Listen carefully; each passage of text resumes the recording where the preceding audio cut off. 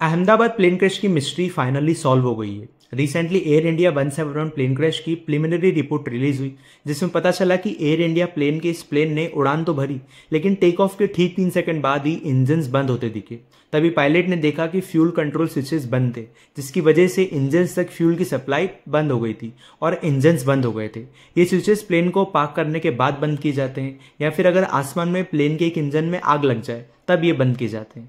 अब जैसे ही फ्यूल की सप्लाई बंद होती है और दोनों स्विचेस बंद दिखते हैं, तो एक पायलट दूसरे पायलट से पूछता है कि तुमने ये स्विचेस बंद क्यों किए, जितने में दूसरा पायलट बोलता है कि उसने ऐसा कुछ नहीं किया, और इन कुछ सेकंड्स में ही वापस फ्यूल सप्लाई को चालू किया जाता है और वापस से इंजन चालू होते हैं। लेकिन प्लेन की उड़ान ज़्यादा ऊंची ना होने के कारण ये भयानक हादसा हमें देखने को मिलता है, जिसमें करीब 270 जानें चली जाती है।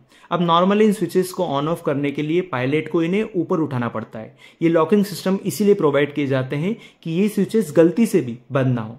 अब लोग दो तरीके के अजम्पशंस लगा रहे हैं कि शायद गलती से पायलट से स्विचेस बंद हो गया हो, या फिर ये स्विचेस पहले से ही खराब हो, और इसका खराब होना कोई नई बात नहीं है। 2018 की एक रिपोर्ट में पाया गया है कि बोइंग प्लेन के लॉकिंग सिस्टम में ये खराबी आ रही है। इसीलिए यूएसए के फेडरल एविएशन एडमिनिस्ट्रेशन ने ये एडवाइजरी भी निकाली थी कि जो एयरलाइंस बोइंग के इन प्लेन्स को उड़ाती है उन्हें इनके फ्यूल स्विचेस को चेक कर लेना चाहिए। लेकिन ये सिर्फ एक एडवाइजरी थी, जिसके कारण इसे इतना सीरियसली नहीं लिया गया और इसी कारण ये प्लेन क्रैश हो गया।